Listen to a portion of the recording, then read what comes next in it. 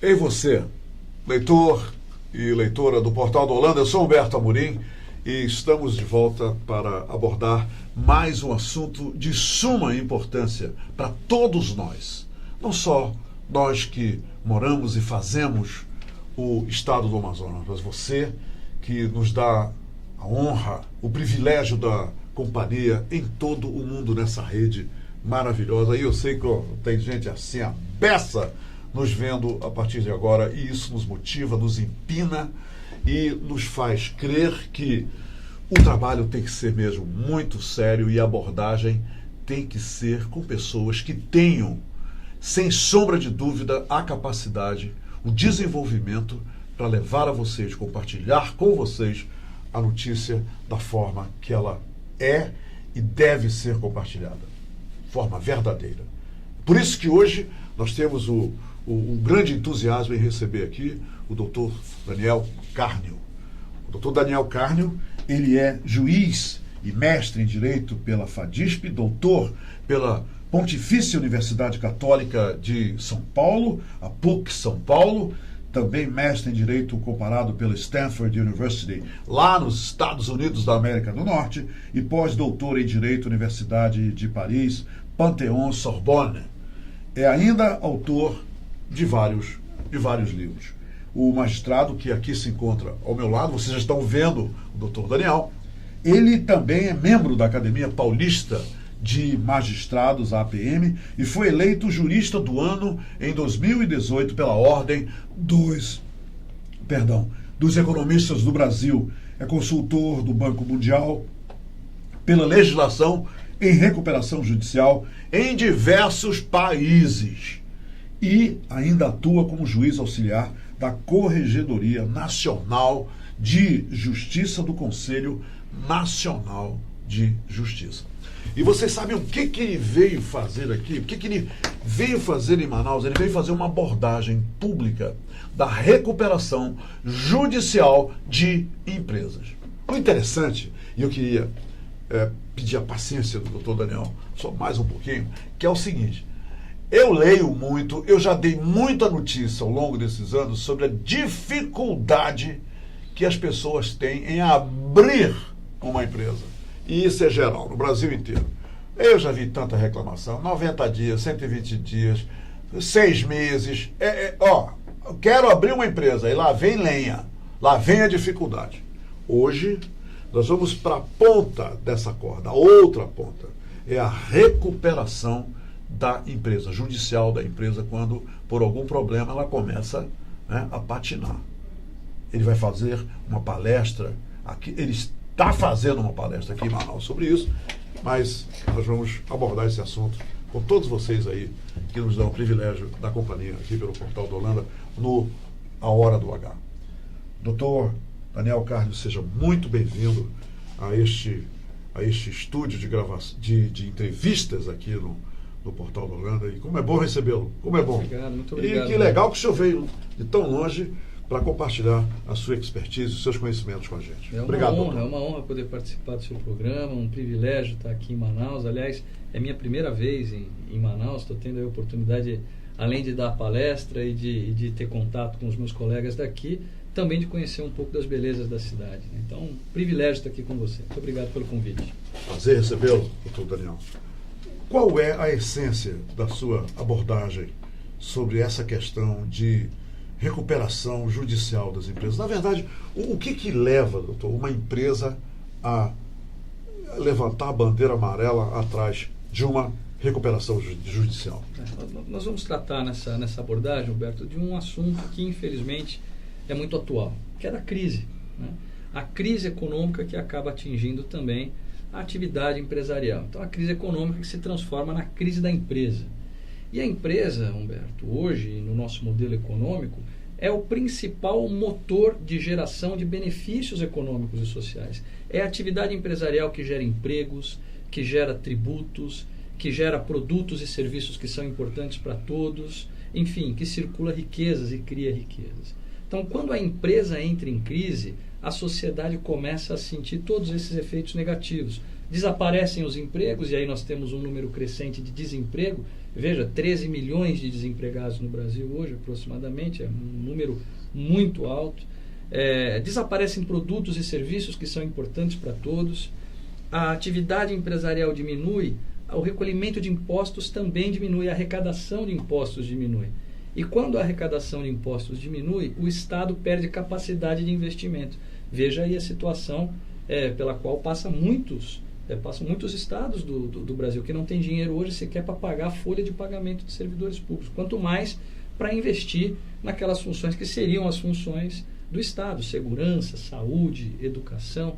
Então vejam que esse problema da crise da empresa é um problema nacional, é uma preocupação de Estado. Então o que nós vamos abordar na nossa discussão?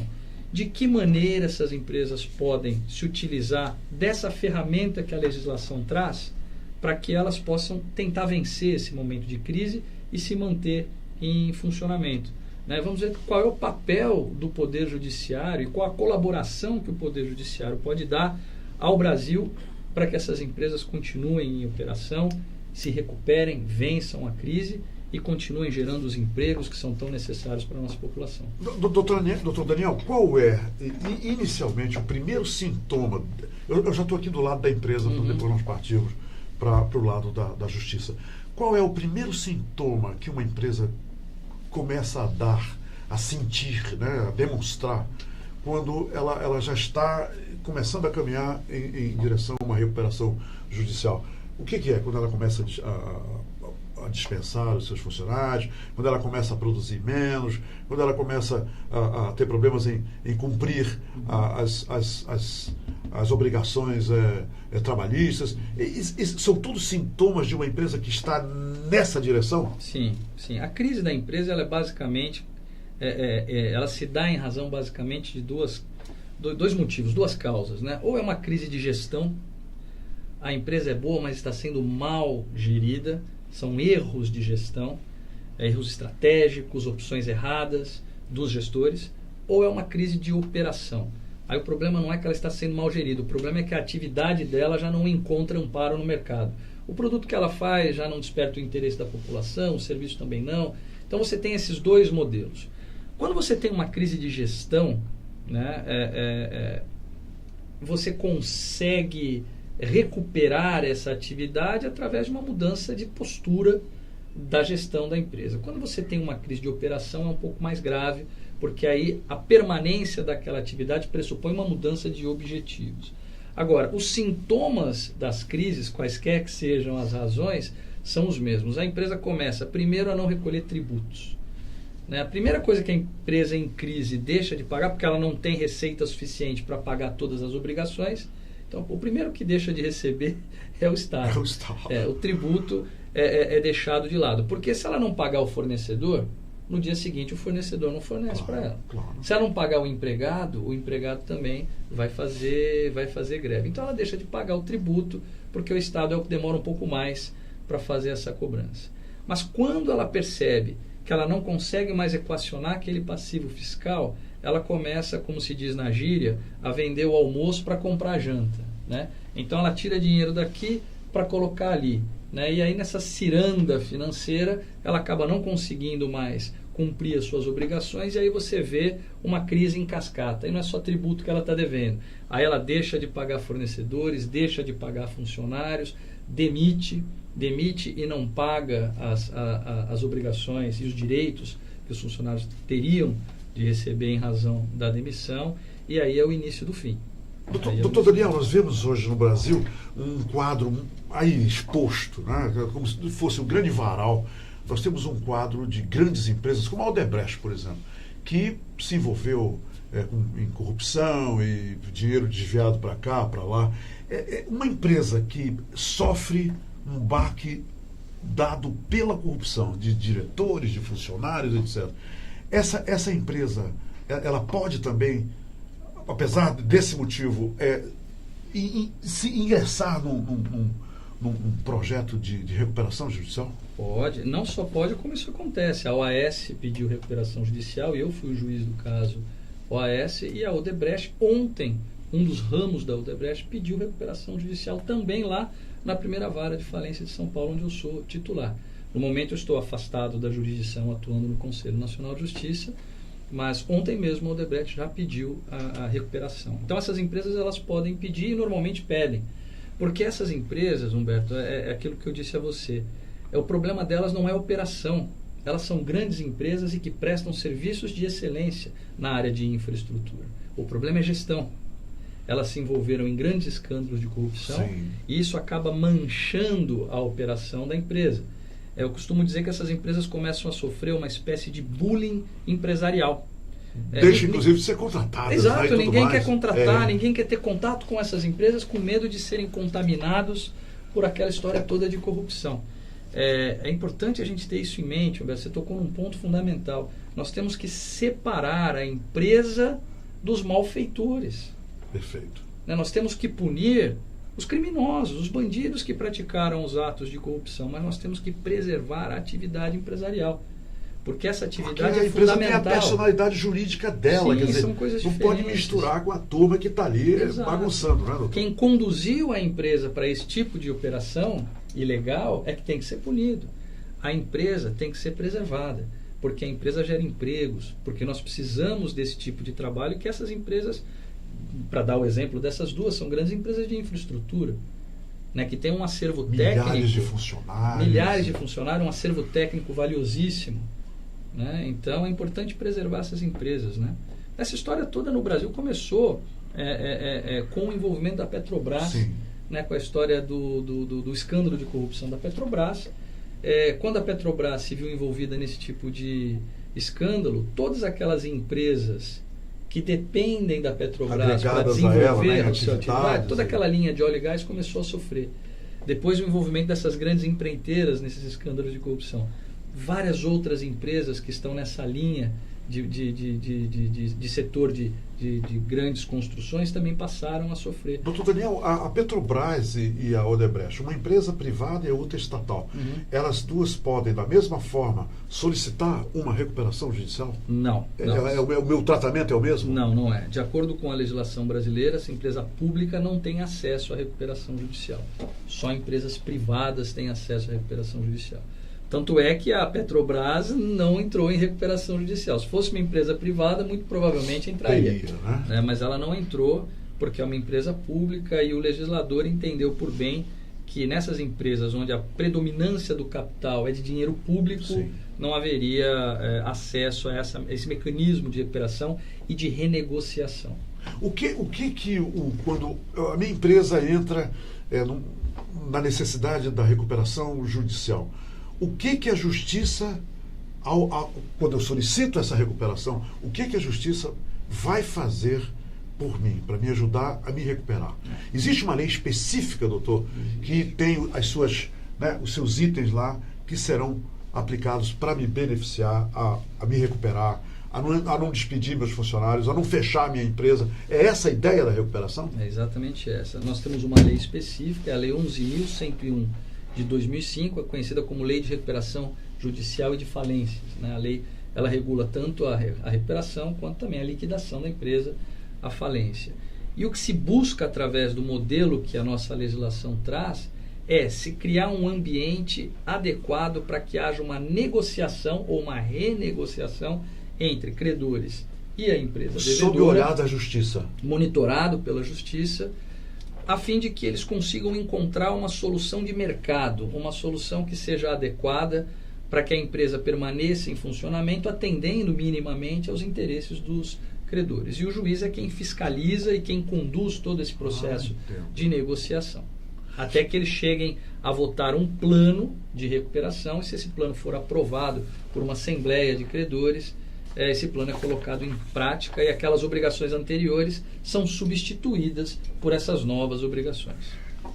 Doutor Carlos, o recorde histórico, eu vou ler aqui a cola que a Ciane do Vale, a assessora do tribunal, passou para mim. Olha só, o recorde histórico foi verificado pelo indicador em 2016 em 1863, isso aqui é o número de empresas, o maior volume registrado desde 2006 e posterior à nova lei de falências de junho de 2005, resultado influenciado pelo cenário recessivo do país, que ganhou força a partir de 2014.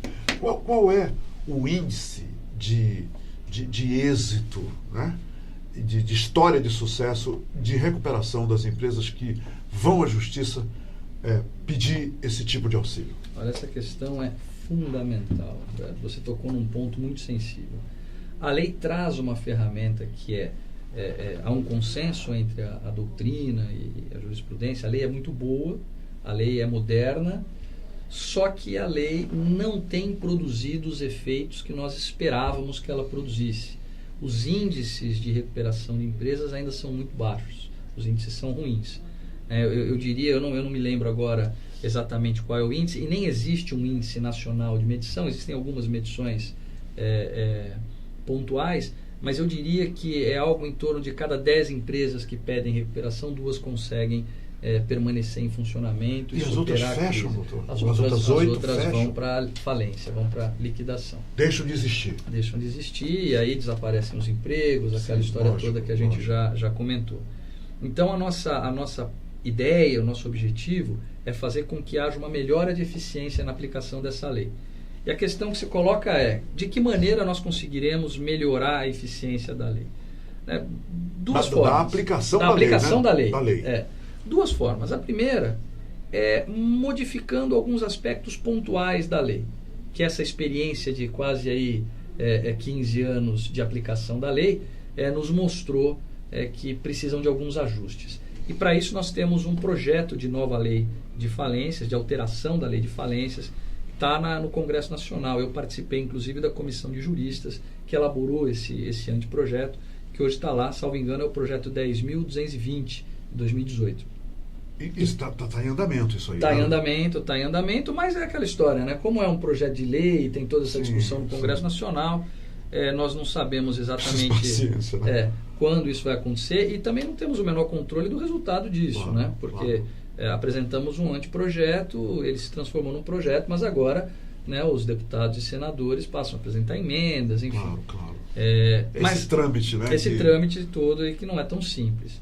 E, paralelamente a isso, o Conselho Nacional de Justiça, na sua função de orientar e organizar a gestão de processos de maneira eficiente no Brasil, criou uma comissão, e eu também sou membro dessa comissão, que é liderada pelo ministro Luiz Felipe Salomão, para estudar e para difundir boas práticas na aplicação dessa lei. Então, algumas práticas que eu desenvolvi lá na primeira vara de falências e de recuperações judiciais e que deram muito certo, por exemplo, no processo da OAS, né, em outros grandes processos, passaram a fazer parte dessa pauta de debates lá no Conselho e vão se tornar atos normativos para a orientação dos magistrados, para que todos os magistrados do Brasil que não têm a oportunidade que eu tenho de lidar com essa matéria diariamente, de estudar essa matéria na academia e ter um laboratório ali à minha disposição, porque a primeira vara de falências e recuperações de São Paulo é a maior vara de falências e recuperações judiciais. É um processo de troca de know-how, então. Exato, é isso. É compartilhar com todos os colegas as boas experiências vividas, principalmente lá. Mas não só lá, né? Essa comissão, ela está lá para estudar boas práticas, estudar propostas e torná-las universais, para que com isso nós consigamos aumentar a eficiência. Vamos conseguir? Tenho absoluta convicção de que vamos. Essa é a boa notícia, né, doutor? Vamos, porque eu disse a você que aproximadamente aí não chega a 20% o índice de sucesso. Sim. Sabe qual é o índice de sucesso na primeira vara de falências lá em São Paulo? 81,5%.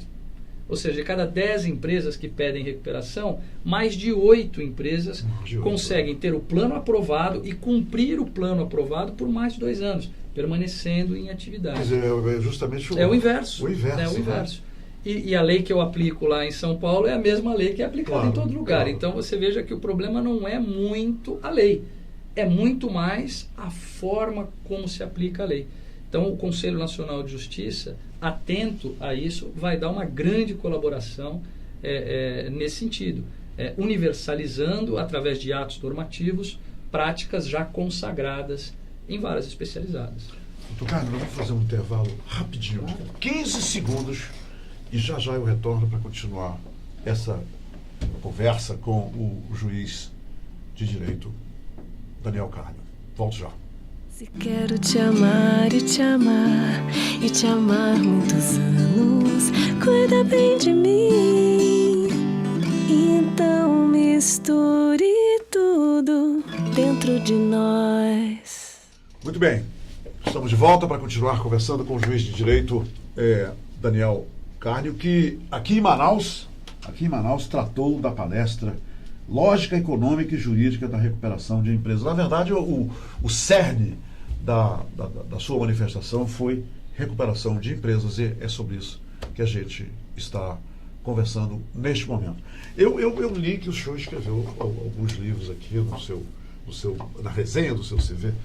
Me fale, por favor, desse livro, Business Judicial. Esse aqui está em inglês, né? Esse está em inglês. Olha, está em inglês esse aqui, tá? E tem a insolvência empresarial. Esse livro, doutor Daniel Carnio, como é que a gente tem acesso a ele?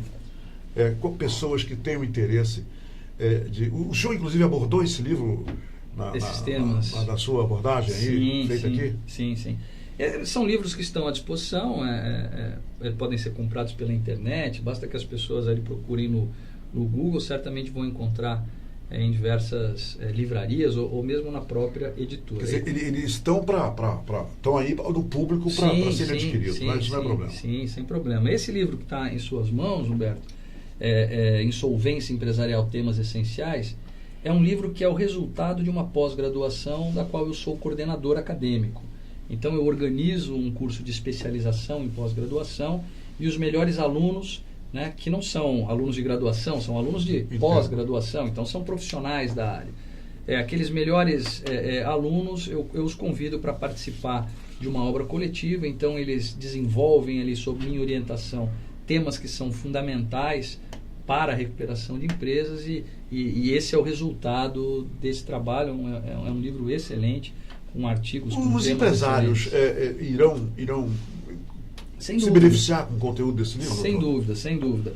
É um livro voltado basicamente para os profissionais da área. Sim, claro. Mas o empresário tem que saber como as coisas funcionam, né? Claro. Então, um bom empresário, para que ele escolha um bom profissional, ele tem que avaliar o trabalho do profissional. Ele só vai conseguir avaliar o trabalho do profissional se ele tiver pelo menos uma ideia do que se trata, de como vai ser o encaminhamento daquela questão. Então, sem dúvida, é um livro também acessível para quem não é da área do direito, mas é da área empresarial.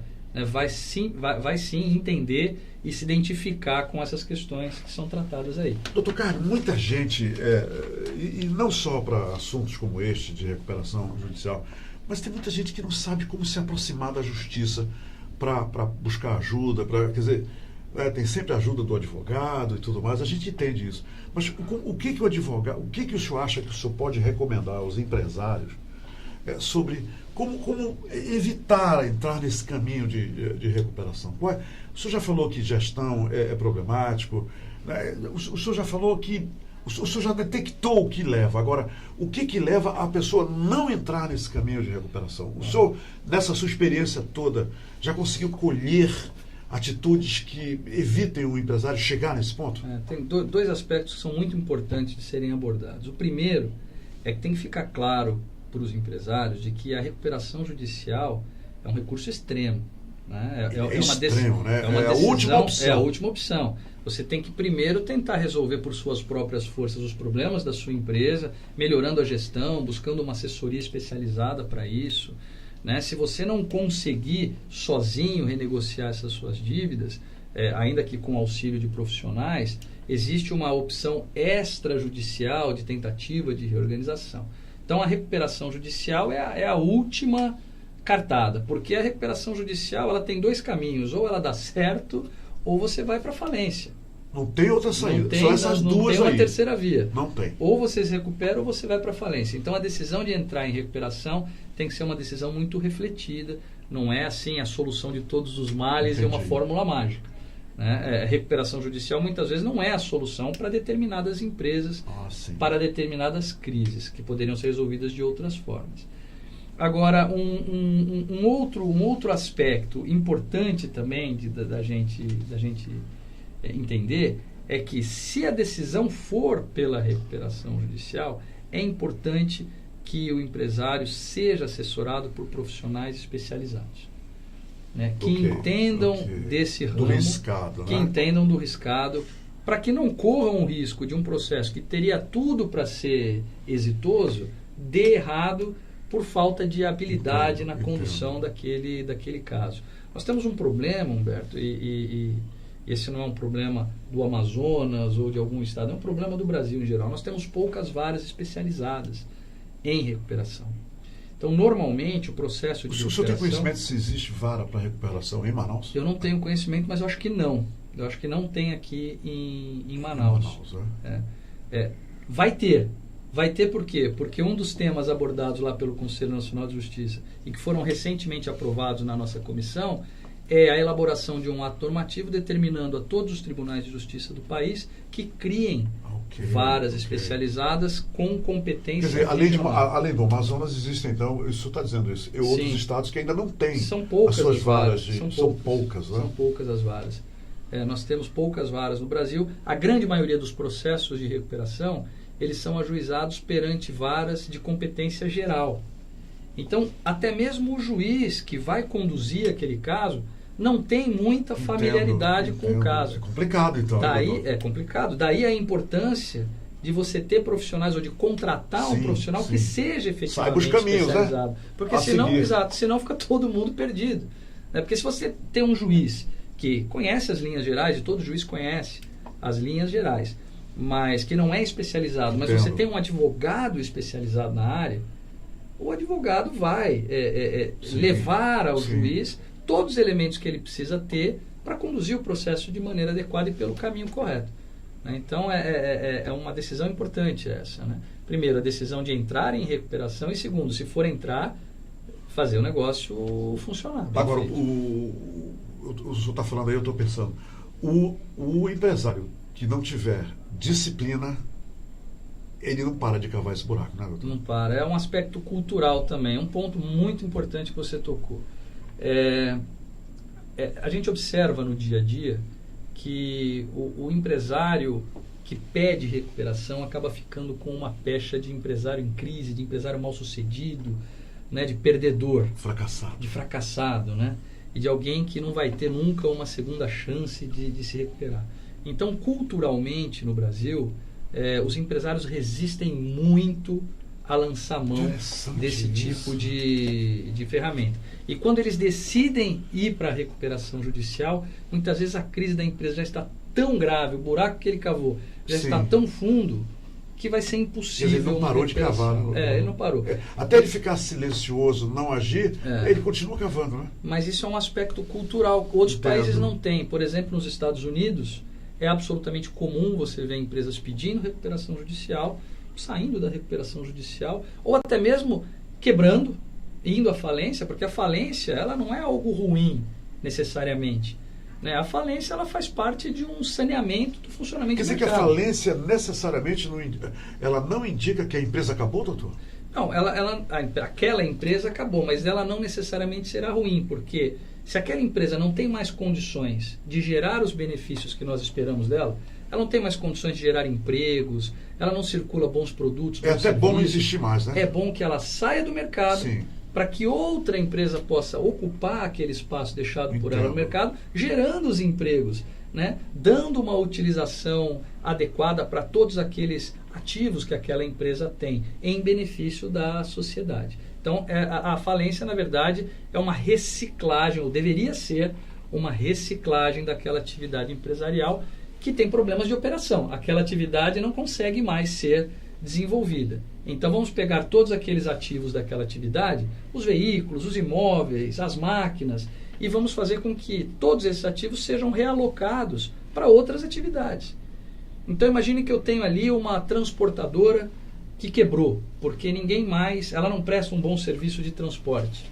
Né? Quando ela quebra, aqueles caminhões poderão ser utilizados em outras atividades. Entendo. E a falência vai fazer isso, vai fazer essa realocação de ativos. Mas a falência tem que ser efetiva também, porque da forma como normalmente acontece no Brasil, quando a empresa quebra, o processo de falência não termina nunca, aqueles ativos não são realocados, as coisas desaparecem, perdem valor e no final das contas não há uma realocação de ativos, não surgem novos empregos, não surge uma nova atividade, todo mundo perde. Até pior, né? Até pior. Até pior. É. Doutor Carlos, eu tenho uma coisa aqui no seu currículo que eu li, na resenha, que me chamou a atenção. Foi realizado aqui em Manaus o encontro de todos os presidentes de Corecons da Amazônia Legal, o Conselho Regional de Economia. Uhum. E eles se reuniram aqui em Manaus para discutir a indústria 4.0, a revolução que essa indústria está causando aqui no distrito industrial, que automação e uma série de coisas. Eu vi aqui que o senhor foi condecorado pela Ordem dos Economistas do Brasil. Por que um juiz foi condecorado? O que o senhor fez de tão bom que os economistas decidiram lhe homenagear? Essa foi uma honra ter recebido esse prêmio, né, sendo um juiz, principalmente. Sendo um juiz, né? Por isso que eu fiquei curioso. O prêmio, a justificativa do prêmio foi em razão dos resultados obtidos na condução de processos de recuperação de empresas, que foram resultados muito expressivos. Como eu disse a você, o índice de recuperação é de 82%, sim, né, sim. arredondando, e o número de empregos que nós conseguimos salvar com a aplicação dessas novas técnicas que eu venho desenvolvendo lá foi muito relevante. Eu tenho uma empresa de coleta de lixo que entrou em recuperação com 1.400 funcionários. E ela saiu da recuperação com 7.000 funcionários.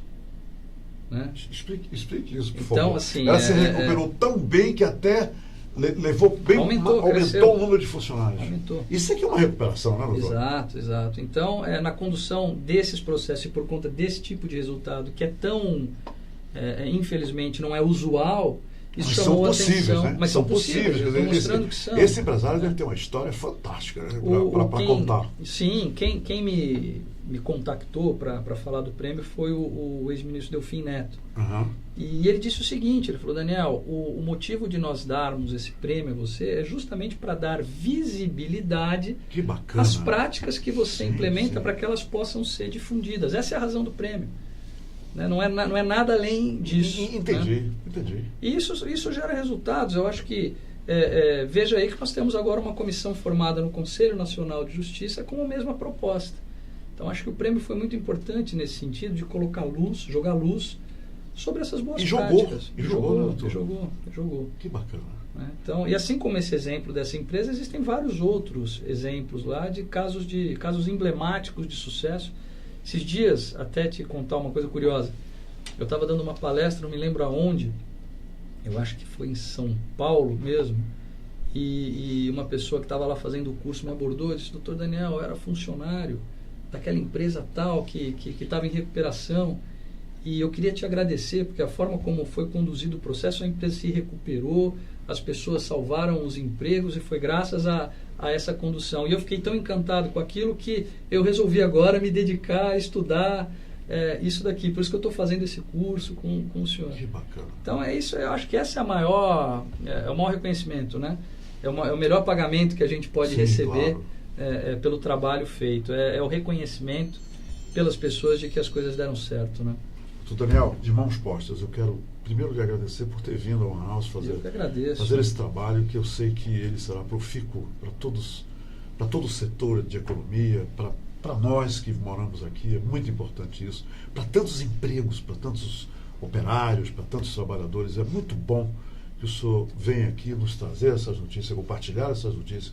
E eu saio dessa entrevista entusiasmado, né? Não por mim, mas por tanta gente. Eu acho que coisa legal o senhor fez. Eu só espero, francamente, que a Ciane do Vale leve o senhor para provar o jaraqui, porque dizem que quem prova o jaraqui aqui volta. Então eu quero que o senhor prove. Tá, Ciane? Você está aqui só me olhando, não está me olhando. Já está anotado. Leve ele para o jaraqui com baião de 2 e pimenta murupi. Tem que ser completo. Exato. E eu sei que o senhor não escapa de voltar aqui. Doutor Daniel, muito obrigado. Obrigado pela entrevista. Então foi uma honra mesmo lhe entrevistar. Eu que agradeço. Muito obrigado. Muito obrigado a todos que nos acompanharam também. Muito bem, minha gente. Por hoje é só.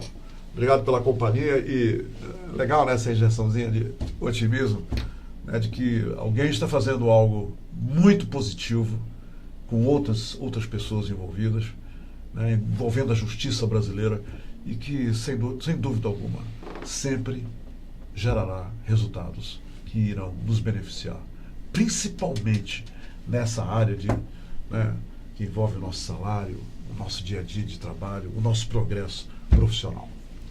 Até a próxima.